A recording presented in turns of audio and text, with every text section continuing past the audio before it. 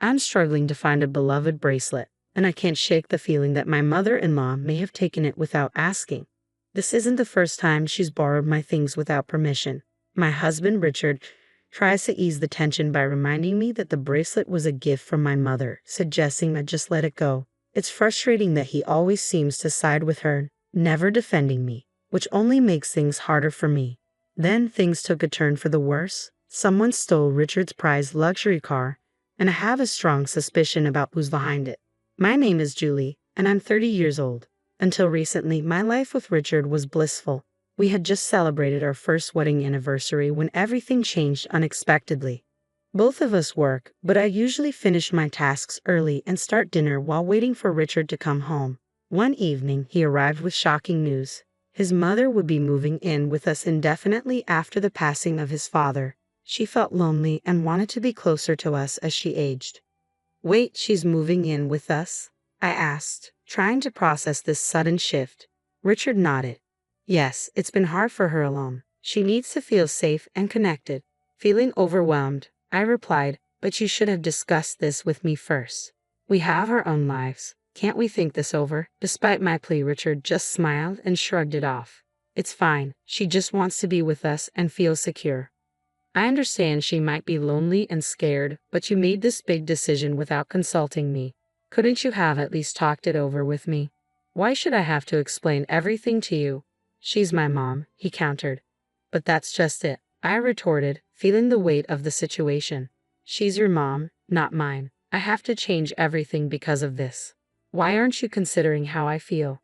"It's already decided. Just deal with it," he said, shutting down any further discussion. I called after him, trying to reopen the conversation, but he ignored me and walked out, leaving me to simmer in my frustration. How could he unilaterally decide that we'd all live together without even consulting me? I still had to adapt, regardless of my feelings. Richard rarely helps around the house and dismisses the disruption because to him, it's no big deal. After all, it's his mother. We've tried to talk about it, but he always shuts me down, insisting the decision is final. As expected, the following week, my mother-in-law arrived at our house, as if it had been her home all along. I might be able to tolerate the arrangement a bit more if my mother-in-law were a kinder person, but every encounter with her feels strained. She often says hurtful things and treats me poorly, which is why I typically avoid visiting her unless absolutely necessary. Now, suddenly, we were expected to live together. True to form, my mother-in-law began criticizing me from day one. "Julie, did you know I was coming today? There's trash in the corner," she scolded. "I'm sorry. I was working and didn't have time to clean," I explained. "Excuses. Couldn't you have tidied up after work? But then I wouldn't have had time to make dinner."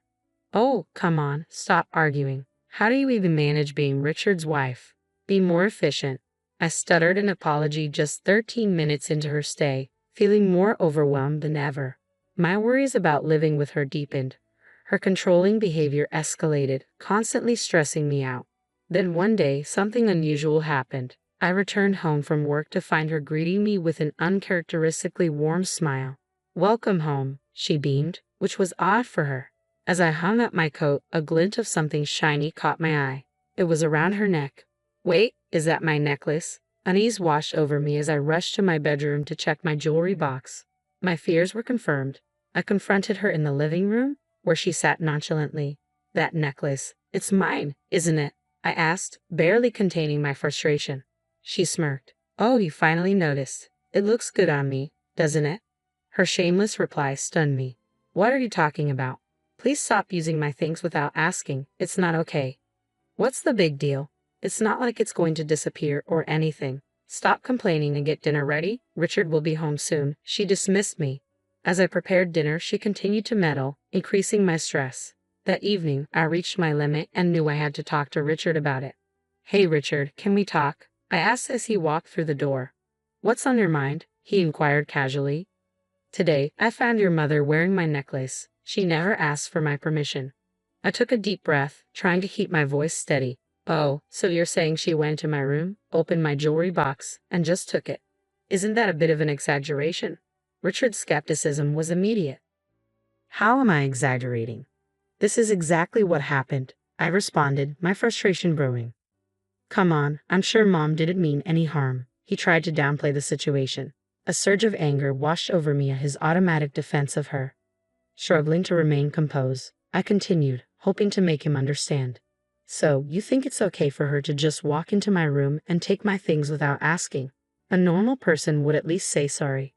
Well, Mom probably just saw something she liked and grabbed it, he replied dismissively. But that's not really the issue here, Richard. You need to talk to her about respecting my space. I insisted. What's telling her off going to change? He shot back. But you're her son. She might actually listen to you. You need to handle this, I pressed, hoping he would grasp the gravity of the situation. Okay, fine, I'll talk to her, he finally conceded, though reluctantly. However, by the next morning, it seemed Richard had completely forgotten our conversation. I shot him a few irritated looks over breakfast, but he never brought it up with his mother. Since then, my mother-in-law had started using my belongings freely, treating them as if they were hers to borrow without needing permission. My complaints fell on deaf ears, and with no locks on any of the doors, confronting her felt futile. If this continued, I feared I would start losing my belongings permanently. I realized I needed to devise a strategy to stop her intrusive behavior. Then one day, something happened that I couldn't overlook or forgive. My late mother's bracelet was missing. I had planned to wear it to meet a friend, and it was a treasured piece I held dear. I had kept my late mother's bracelet hidden in a secret compartment on my desk instead of my jewelry box, but now it was gone. The only person who could have taken it was my mother-in-law. When I confronted her firmly about the missing bracelet, she casually admitted to taking it. "Oh, that bracelet. I just borrowed it," she said with a nonchalant tone. "No, give it back right now," I demanded. Urgency and frustration cleared my voice. This wasn't just any item. It was a precious connection to my late mother, and I couldn't stand to see it treated so carelessly. "I need it back immediately," I insisted. "I can't do that," my mother-in-law replied coolly. "Why not?" My heart raced. "Because I sold it," she confessed, her tone utterly casual. "What? You sold it? Are you joking? Who sells someone else's belongings?" I was utterly shaken but tried to keep my composure. "Stop joking around and give it back now," I pressed, hoping she was just teasing. "I'm not kidding. By the way, I've sold most of the things I've borrowed from you too," she added, dropping another bombshell. "What were you thinking?" I exclaimed, incredulous as I faced my mother-in-law. Just then, my husband Richard walked into the room. "Richard, listen to this. Your mom sold my bracelet, the one that belonged to my late mother. Plus, she's been selling off most of my things without asking." "Is this true?" Richard asked his mother, disbelief crossing his face. My mother-in-law stuck out her tongue playfully, seemingly unfazed. "I'm on a fixed income, you know. I didn't want to be a burden. But I can't make ends meet without a little extra cash," she replied, trying to justify her actions. "You've got to be joking. Who gave you the right to do that?" I shot back, my patience wearing thin. "Don't get so upset. I didn't mean any harm," she said, downplaying her actions. "If you meant no harm, you wouldn't be selling other people's things," I retorted, anger bubbling beneath the surface. "That's because," she started to explain, but I cut her off. "Where did you sell it? Get it back right now." Just then, Richard yelled, "Enough is enough." To my surprise, he wasn't glaring at his mother. He was looking at me, confusion and hurt in his eyes. "Why are you yelling at me?" I asked, taken aback. "Your mom took my bracelet without asking."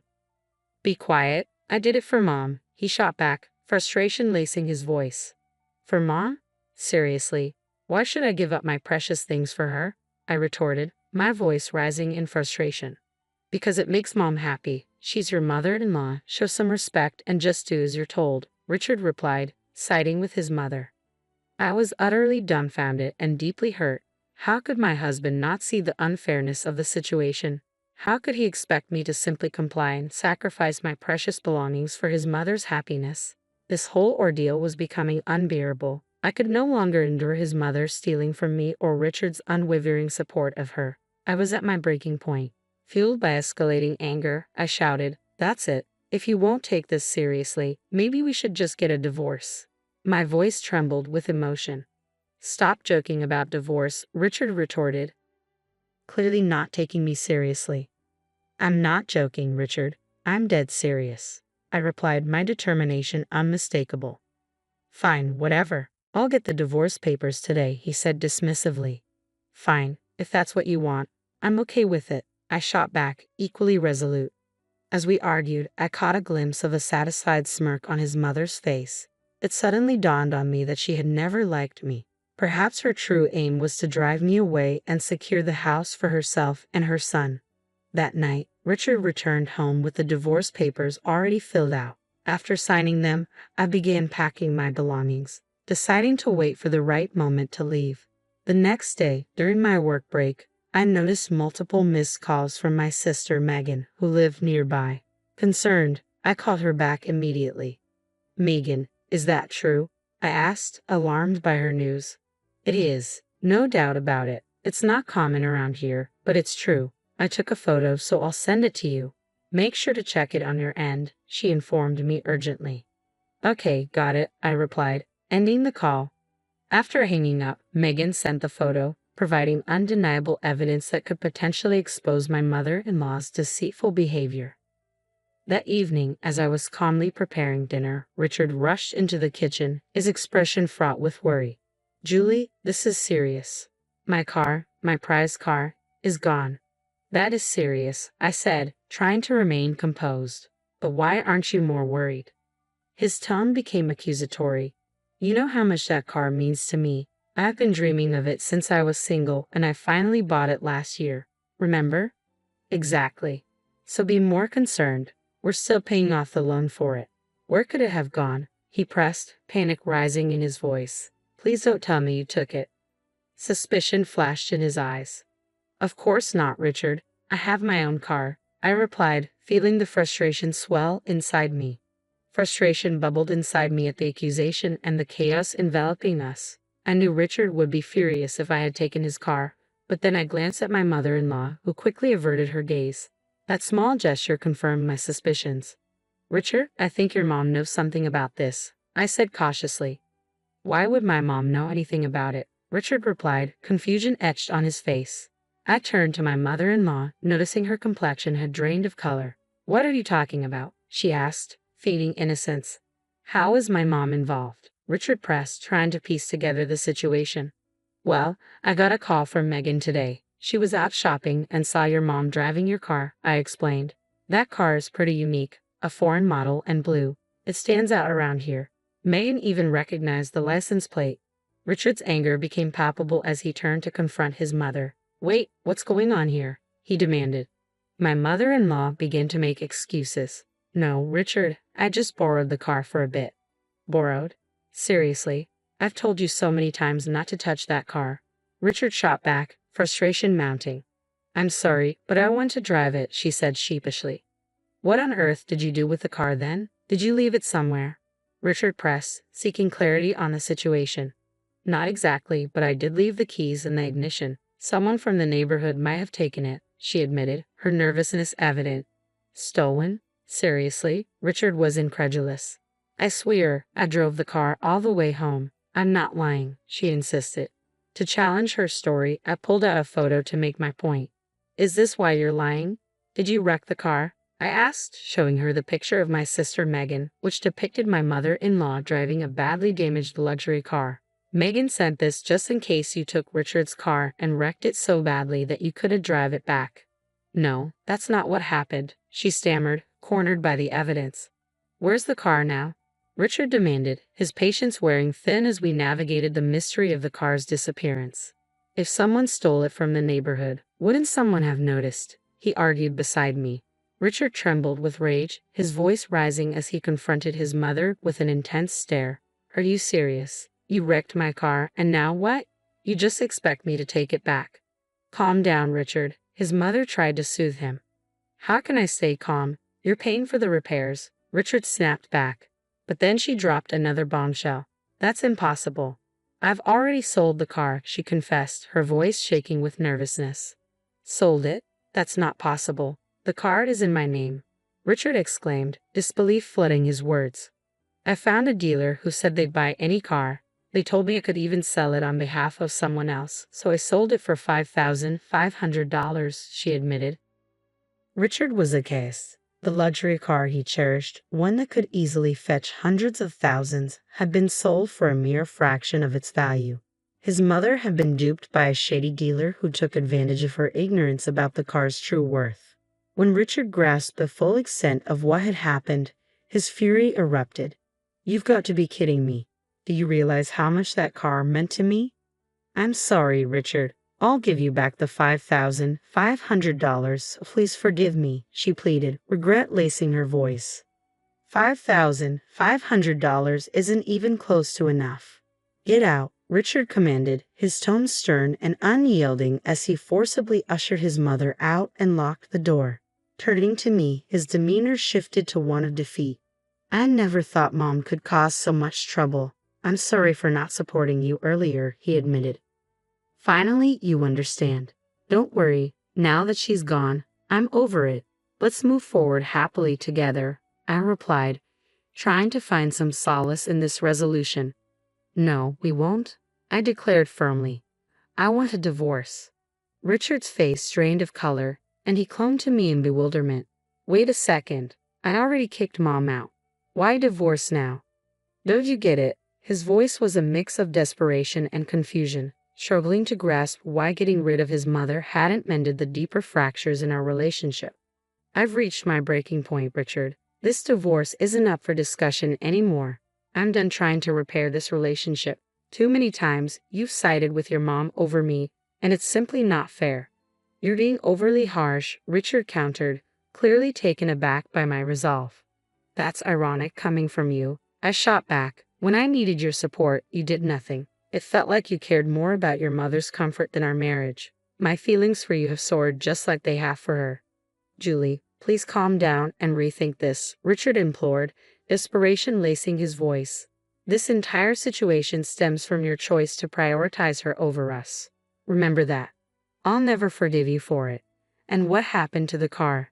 "You brought this upon yourself," I asserted, my anger palpable. "If you believe that's unfair, then I hope you find the mortgage and car payments overwhelming. You've earned every bit of hardship that comes your way." With that, I cut through any further excuses he might have, leaving him to absorb the weight of my words. Grabbing my bags, already packed and ready, I made my way to City Hall to file for a divorce, severing our ties permanently by deleting all his contact information. Later, I confronted my mother-in-law, demanding compensation for selling my belongings without my consent. She reluctantly agreed, now burdened with her financial obligations to Richard. Richard was left to manage the repercussions alone, weighed down by loans and a lifestyle drastically different from before. No more therapeutic drives, just days filled with regret. I moved into an apartment near my job, embracing the tranquility and independence of single life. With my newfound financial freedom, life felt much more serene. Today, on my day off, I might even drive to the beach and bask in the true essence of freedom. I'm fully committed to making the most of this new chapter in my life.